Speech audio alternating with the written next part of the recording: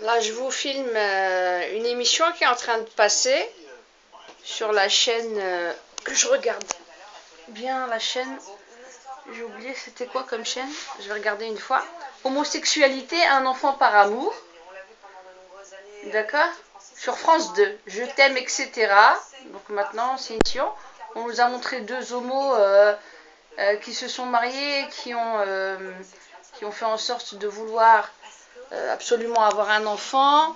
On a fait passer une personne comme célibataire pour avoir le droit d'aller adopter au Cameroun. Et c'est très émotionnel. Hein.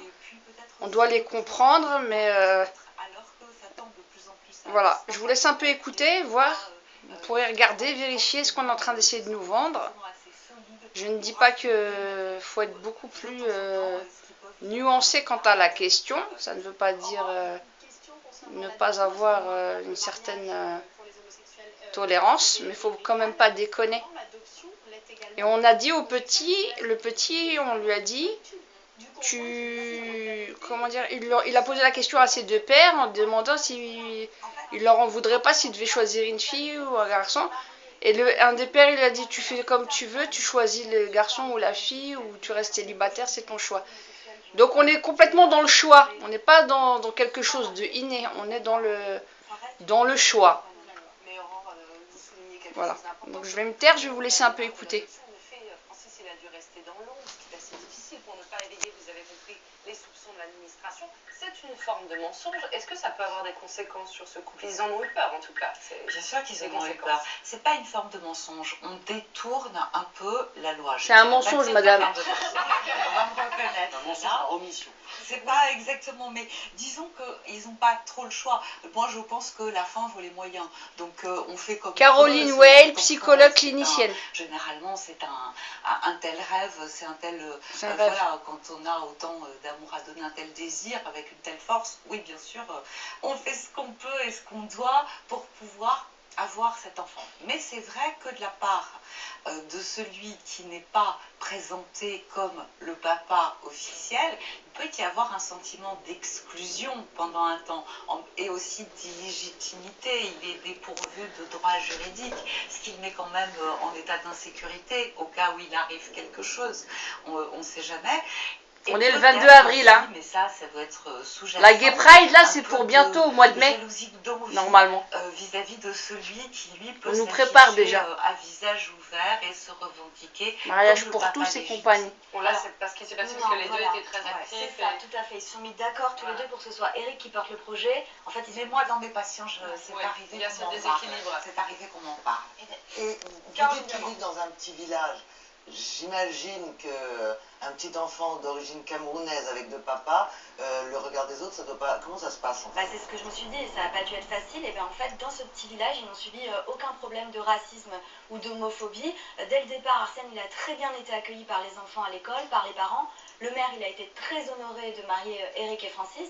Pourtant, ils ont bien vécu une discrimination, et c'était à Bordeaux. C'est un pédiatre renommé qui a argué de sa clause de conscience pour refuser de suivre le petit Arsène. Alors, je rentre dans les détails, Gérald. Il n'a pas expliqué pourquoi, mais peu importe les raisons, c'est-à-dire s'il a refusé de suivre ce docteur Arsène parce que c'est un petit garçon noir ou parce que ses parents sont homosexuels, j'ai du mal à le prononcer tellement c'est irrecevable, évidemment.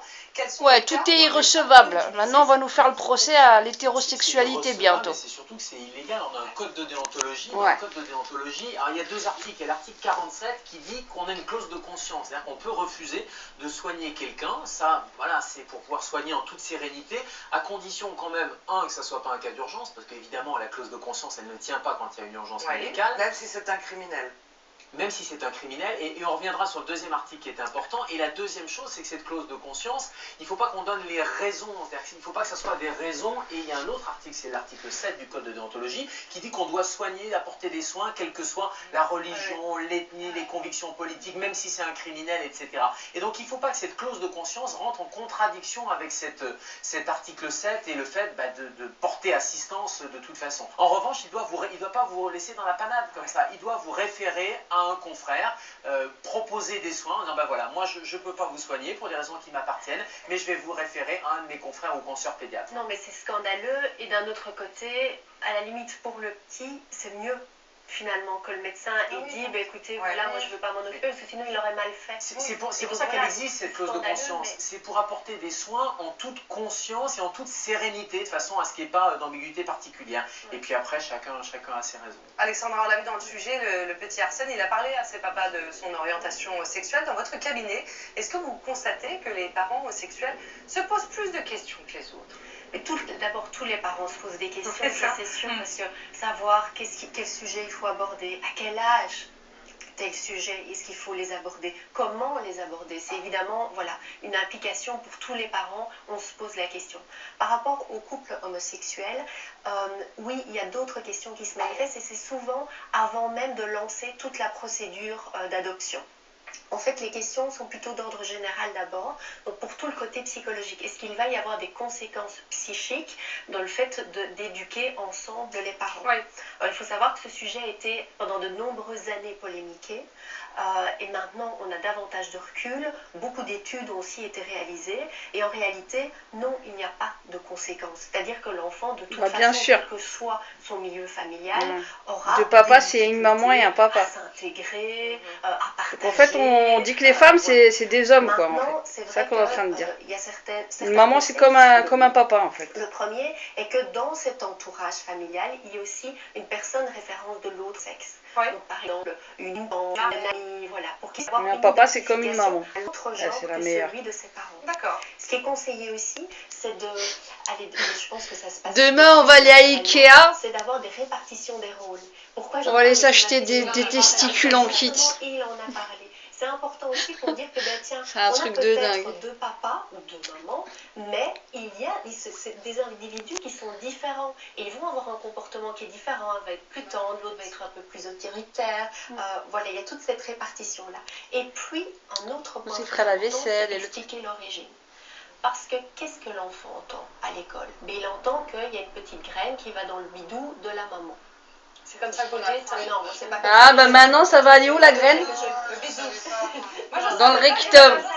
Ah. Mais c'est souvent Et puis tu le nais message des choux. que, en tout cas, les enfants entendent et se rapportent à l'école. Bien sûr. Bon. Ah. Ici, ils vont se rendre compte que ce n'est pas possible. Et donc, il faut expliquer et surtout mettre en avant à quel point c'est l'amour qui a primé et qui a fait que L'amour, l'enfant est- l'amour, Autre l'amour. série de questions, c'est par rapport à la sexualité de l'enfant. Ouais. Donc, de dire, tiens, est-ce que ça risque d'avoir des conséquences sur la sexualité de mon petit bout? C'est Et banalisé. là aussi, la réponse est négative. Donc, il n'y a pas de conséquences si et seulement si l'enfant se sent la liberté de pouvoir aimer, parce que amour et sexualité pour les petits, c'est ensemble, c'est qu'il va continuer à être aimé par ses deux papas ou par ses deux mamans, quelle que soit son orientation sexuelle, qu'il tombe amoureux d'une petite fille ou d'un petit garçon. Et là aussi, Voilà. Et là, on dit que c'est normal. Le coming out à l'envers. là, ouais. Ouais. Caroline Veil. Moi, je rejoins tout à fait Alexandra quant à la différence des sexes. Il faut absolument en parler, c'est-à-dire que la construction psychique d'un enfant se fonde sur la différence des sexes. Mais ça se fait naturellement. Non, pas forcément. Ça se fait pas naturellement parce qu'il faut pouvoir effectivement soit avoir une figure d'identification. Moi, ce que je conseille dans le cas de l'adoption, parce que c'est ce qu'on conseille dans le cas de n'importe quelle autre adoption, c'est-à-dire d'avoir un album de photos qui va montrer à l'enfant, quand on parle de ses origines, comment on est allé le chercher, son village, éventuellement comment ça s'est passé son arrivée à Paris. Je fais mon shopping, une boîte de gâteaux sur l'étagère de Carrefour. Hein? Voilà, c'est ça. Une histoire en photo qui lui Hein, on a tout romancé. Je suis frustrée, je veux un bébé. Je vais chercher une boîte de gâteaux à Carrefour. C'est ça. C'est pas 9 mois de conception, l'un ou l'autre des deux. de douleur, de changement psychologique. Eric et Francis ont expliqué à Arsène. Crânerie, mais ils sont tous débiles. Adopter ou pas. Ça, c'est le PS. Ça, c'est la gauche, là, qui est en train de nous vendre cette merde. Vous allez voir. Il dit, comprend tout ce qu'on lui dit. Et ils ont parlé tout à fait de la démarche, ils ont parlé de la maman qui l'avait abandonnée. Vive la droite. Il n'y a aucun... Wallah, sans remords, vive la droite. Tout à l'heure, par exemple, des réactions du village, de l'école, et elles sont positives. la famille, les grands-parents en fait, notamment, comment ils réagissent eux. Bon, je m'arrête parce que je dois aller chercher mes petits. Hein. Et vous avez déjà une idée? Je t'aime, etc. Homosexualité, un enfant par amour. Vous pourrez retrouver ça sur France 2 en recherchant plus tard tout le débat. Au revoir et bonne méditation. Hein.